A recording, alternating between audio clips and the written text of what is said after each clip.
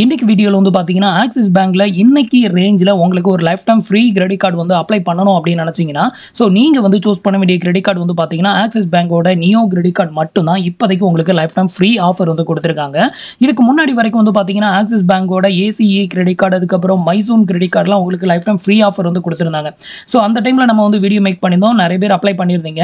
But இப்போ வந்து பார்த்தீங்கன்னா அந்த கார்டுக்கான ஆஃபர்லாம் ரிமூவ் பண்ணிட்டு இப்போதைக்கு வந்து பார்த்தீங்கன்னா நியோ கிரெடிட் கார்டு மட்டும்தான் உங்களுக்கு லைஃப் டைம் ஃப்ரீ ஆஃபர் வந்து கொடுத்துருக்காங்க. இதில் ஜாயினிங் ஃபீ ரெனிவல் ஃபீ வந்து பார்த்தீங்கன்னா ஜீரோவில் இருக்குது. அதே மாதிரி ஏசிஇ கிரெடிட் கார்டில் வந்து பார்த்தீங்க அப்படின்னா உங்களுக்கு ஜாயினிங் ஃபீ மட்டும் வந்து டிஸ்கவுண்ட் வந்து பண்ணுறாங்க. ரெனிவல் ஃபீ வந்து 499 ப்ளஸ் டேக்ஸ் வந்து சார்ஜஸ் வந்து பண்ணுறாங்க.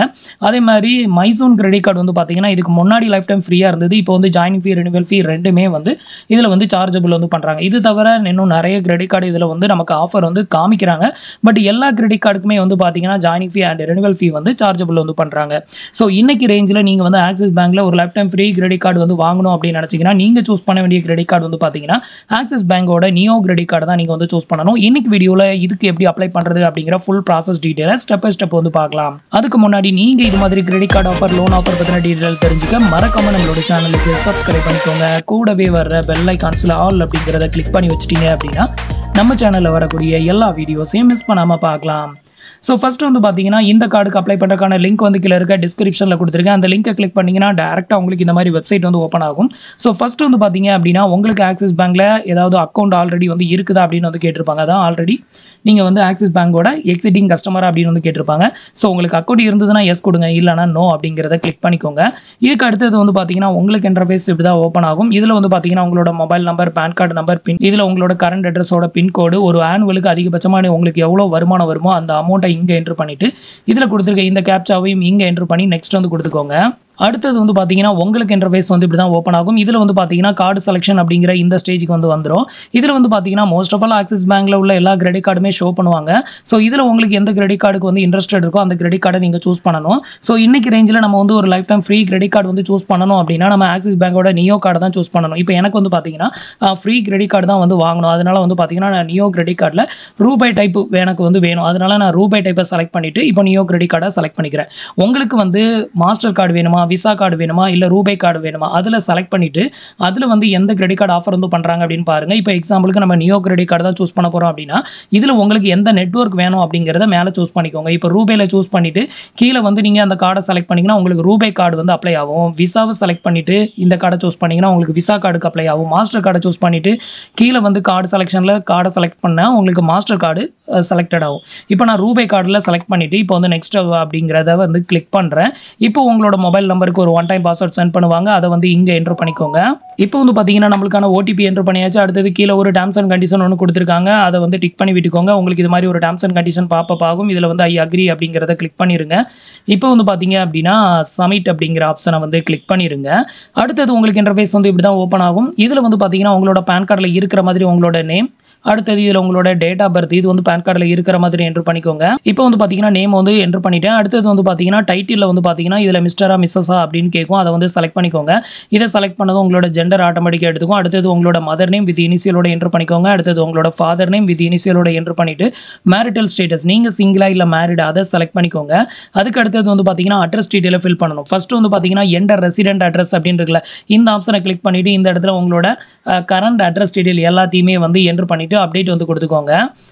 அதுக்கு அடுத்தது என்ன பண்ணணும்னு பார்த்தீங்கன்னா என்டர் ஆஃபீஸ் அட்ரஸ் அப்படின்னு இருக்குல்ல, இந்த இடத்த கிளிக் பண்ணிவிட்டு இதில் உங்களோட ஆஃபீஸ் அட்ரஸ் டீட்டெயில் எல்லாத்தையுமே இங்கே வந்து ஃபில் பண்ணிவிட்டு அப்டேட் அப்படிங்கிற ஆப்ஷனை கிளிக் பண்ணிக்கோங்க. அடுத்தது வந்து இந்த கிரெடிட் கார்டு ஒரு வேளை அப்ரூவ் ஆச்சுதுன்னா எந்த அட்ரஸுக்கு உங்களுக்கு டெலிவரி கொடுக்கணும்னு கேட்டிருப்பாங்க. இதுக்கு வந்து ரெசிடென்ட் அப்படிங்கிறத செலக்ட் பண்ணிக்கோங்க. ஆஃபீஸ் அட்ரஸுக்கு சென்ட் பண்ணணும்னா ஆஃபீஸ் அப்படிங்கிறத செலக்ட் பண்ணிக்கோங்க. கீழே உங்களோட பர்சனல் இமெயில் ஐடியும் வந்து என்ட்ரு பண்ணிக்கோங்க. இப்போ நான் எனக்கான அட்ரஸ் டீட்டெயில் எல்லாத்தையுமே நான் ஃபில் பண்ணி அப்டேட் வந்து பண்ணிக்கிறேன். இப்போ வந்து பார்த்தீங்கன்னா நான் வந்து எனக்கான டீட்டெயில் எல்லாத்தையுமே நான் வந்து ஃபில் பண்ணிவிட்டு இப்போ ஃபைனலாக வந்து நெக்ஸ்ட் வந்து கொடுக்குறேன். அடுத்தது வந்து பார்த்தீங்கன்னா உங்களோட எம்ப்ளாய்மெண்ட் டீட்டெயில் வந்து கேட்கும். இந்த இடத்துல நீங்கள் சேலரிடா இல்லை செல்ஃப் எம்ப்ளாயா அப்படிங்கிறத செலக்ட் பண்ணிக்கோங்க. நான் இப்போ சேலரிட் அப்படிங்கிறத செலக்ட் பண்ணிக்கிறேன். அடுத்தது வந்து நீங்கள் என்ட்ரு பண்ண அந்த அமௌண்ட் வந்து இங்கே வந்து ஷோ பண்ணும். இதுக்கு கீழே வந்து பார்த்தீங்கன்னா எம்ப்ளாயி செக்டார் வந்து கேட்டிருப்பாங்க. இப்போ நீங்கள் வந்துட்டு என்ட்ரு பண்ணியிருக்கிற அந்த கம்பெனி வந்து ப்ரைவேட் லிமிட்டடா இல்லை வந்து பப்ளிக்கா இல்லை வந்து கவர்மெண்ட்டா இல்லை மல்டிநேஷ்னல் கம்பெனியா இல்லை ட்ரஸ்ட்டா, ஸோ இதை வந்து நீங்கள் செலக்ட் பண்ணிக்கோங்க. இப்போ நான் நான் வந்து பார்த்தீங்கன்னா பிரைவேட் லிமிடெட் அப்படிங்கிறத செலக்ட் பண்ணிக்கிறேன். அடுத்தது சோர்ஸ் ஆஃப் ஃபண்ட் வந்து கேட்டிருப்பாங்க. இது வந்து சேலரியிலேருந்து எனக்கு அமௌண்ட் வந்து வருது அப்படின்னு நான் வந்து என்டர் பண்ணியிருக்கேன். அதாவது இது உங்களுக்கு பணம் வந்து எங்கேருந்து வருது அப்படின்னு கேட்டிருப்பாங்க. ஸோ அதுக்கு சேலரிடுனா சேலரி என்டர் பண்ணிக்கோங்க. பிஸ்னஸ்னா பிஸ்னஸ் இன்கம் அப்படின்னு செலக்ட் பண்ணிக்கோங்க. அடுத்தது இண்டஸ்ட்ரி டைப் வந்து கேட்டிருப்பாங்க. இது வந்து பார்த்தீங்கன்னா எந்த மாதிரியான இண்டஸ்ட்ரியோ அதை வந்து செலக்ட் பண்ணிக்கோங்க. அடுத்தது உங்களோட கம்பெனி நேம் வந்து ஐடிஆரில் வந்து எப்படி ஃபைல் பண்ணியிருப்பீங்களோ அதே மாதிரி இந்த இடத்துல உங்களோட கம்பெனி நேமை வந்து என்டர் பண்ணிக்கோங்க. அடுத்தது வந்து பார்த்தீங்கன்னா இந்த கரண்ட் கம்பெனியில் வந்து டோட்டல் எக்ஸ்பீரியன்ஸ் இயர் வந்து கேட்டிருப்பாங்க. ஸோ அதை வந்து எத்தனை வருஷம் இதில் வந்து உங்களுக்கு எக்ஸ்பீரியன்ஸ் இருக்குதோ அதை வந்து இங்கே நம்பரில் என்டர் பண்ணிக்கோங்க. அடுத்தது வந்து பார்த்தீங்கன்னா ஓவராலாக டோட்டல் எக்ஸ்பீரியன்ஸ் உங்களுக்கு எத்தனை வருஷம் இந்த ஃபீல்டில் இருக்குது அப்படிங்கிறத இங்கே வந்து என்டர் பண்ணிக்கோங்க. எனக்கு இந்த கம்பெனியில் 5 வருஷம் எக்ஸ்பீரியன்ஸ் இருக்குது. டோட்டல் எக்ஸ்பீரியன்ஸ் வந்து 8 இயர்ஸ் அப்படின்னு என்டர் பண்ணியிருக்கேன். அடுத்தது ஆஃபீஸ் இமெயில் ஐடி வந்துட்டு கண்டிப்பாக நீங்கள் என்டர் பண்ணணும் அப்படின்னு அவசியம் கிடையாது. ஸோ இது மட்டும் எல்லாமே ஃபில் பண்ணால் போதும். இது எல்லாத்தையுமே ஃபில் பண்ணிவிட்டு சப்மிட் அப்படிங்கிற ஆப்ஷனை கிளிக் பண்ணிடுங்க. இப்போ வந்து பார்த்தீங்கன்னா நான் வந்து எனக்கான டீட்டெயில் எல்லாத்தையுமே ஃபில் பண்ணிவிட்டு இப்போ ஃபைனலாக வந்து சப்மிட் அப்படிங்கிற ஆப்ஷனை வந்து கிளிக் பண்ணுறேன். இதுக்கப்புறம் வந்து பார்த்தீங்கன்னா ஃபைனலாக ஒரு 90 செகண்ட் வந்து லோட் ஆகாத வரைக்கும் வெயிட் பண்ணுங்கள். உங்களுக்கு எலிஜிபிலிட்டி இருக்கும் பட்சத்தில் உங்களுக்கான அப்ளிகேஷன் நம்பர் வந்து ஜெனரேட் ஆகும். இன்கேஸ் உங்களுக்கு எலிஜிபிலிட்டி இல்லை அப்படிங்கிற பட்சத்தில் இந்த ஸ்டேஜில் வந்து உங்களுக்கு எஃப்டி கார்டுக்கு அப்ளை பண்ணுறதுக்கு வந்து ரீடைரக்ட் பண்ணிவிடும். ஸோ உங்களுக்கு எஃப்டி கிரெடிட் கார்டு வந்து வாங்க இன்ட்ரெஸ்டட் இருந்ததுன்னா நீங்கள் ஃபிக்ஸட் டெபாசிட் போட்டு வாங்கலாம். இல்லைனா இதுக்கப்புறம் நீங்கள் ஸ்கிப் பண்ணிவிட்டு வெளியே வந்துடலாம். இப்போ ஃபைனலாக வந்து பார்த்தீங்கன்னா நமக்கு வந்து அப்ளிகேஷன் வந்து சக்ஸஸ்ஃபுல்லாக சப்மிட்டட் ஆயிருச்சு. இது சப்மிட்டட் ஆனதுமே அடுத்த ஸ்டேஜ் என்ன அப்படின்னு கேட்டிங்கன்னா எல்லாரும் வீடியோ கேவிசி அப்படின்னு நினைப்பீங்க. பட் இப்போதைக்கு இருக்கக்கூடிய நியூ அப்டேட் படி வந்து பார்த்தீங்க அப்படின்னா நம்ம வீடியோ கேவிசி வந்து பண்ணணும்னு தேவை கிடையாது. எதுக்காக அப்படி சொல்கிறேன் அப்படின்னு கேட்டிங்கன்னா நமக்கு இது மாதிரி அப்ளிகேஷன் நம்பர் ஜெனரேட் ஆனதுமே அடுத்த ஒரு 5 to 10 மினிட்ஸ்லேயே வந்து பார்த்தீங்கன்னா நம்மளோட சிபில் ஸ்கோரை ஆக்சிஸ் பேங்க்லேருந்து செக் பண்ணுவாங்க. அப்படி செக் பண்ணும்போது நமக்கு இன்டர்னல் பாலிசி எதுவும் ப்ராப்ளம் இல்லை, நமக்கு வந்து எலிஜிபிலிட்டி இருக்குது அப்படிங்கிற பட்சத்தில் நமக்கு வந்து பார்த்தீங்கன்னா அடுத்த 5 நிமிஷத்தில் சிபில் ஸ்கோரை செக் பண்ண அடுத்த 5 நிமிஷத்தில் நமக்கு கார்டு எலிஜிபிலிட்டி இருக்கா இல்லையான்னு அடுத்த டெக்ஸ்ட் மெசேஜ் நமக்கு வந்து வந்துடும். இன்கேஸ் நமக்கு வந்து இன்டர்னல் பாலிசி வந்து அஃபெக்டட் ஆகுது, நமக்கு நிறைய என்கொயரி இருக்குது, இல்லை நம்ம ஆல்ரெடி நிறைய கார்டு யூஸ் பண்ணுறோம் அப்படின்னாலோ இல்லை வந்துட்டு நமக்கு வந்துட்டு ஆல்ரெடி யூஸ் பண்ண கார்டில் பெனால்ட்டி நிறையா போட்டு நம்ம ஒழுங்காக பேமெண்ட் இது பண்ணலை அப்படிங்கிறதுனால நமக்கு சிபில் வந்து அடி வாங்கியிருந்தாலோ இது மாதிரி நிறைய ரீசன் இருக்குது.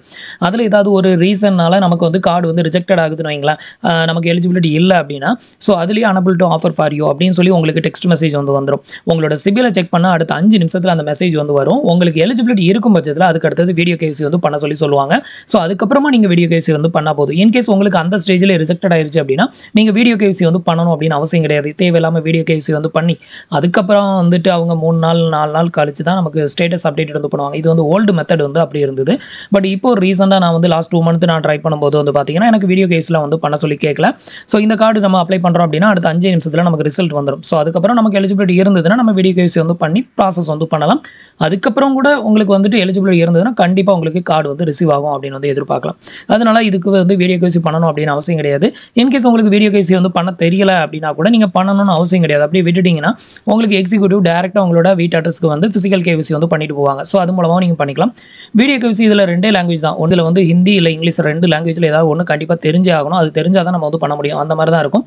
பட் உங்களுக்கு ரெண்டுமே எனக்கு தெரியாது அப்படின்னா ஒன்றும் பிரச்சனை இல்லை. நீங்கள் பண்ணாமல் விட்டுட்டிங்கன்னா உங்களுக்கு ஃபிசிக்கலாக உங்கள் வீட்டு அட்ரஸ்க்கு வந்து ஃபீல்டு வெரிஃபிகேஷன் பண்ணுற மாதிரி அந்த கேவிசியும் வந்து பண்ணிட்டு போவாங்க. ஸோ அவ்வளோதான்.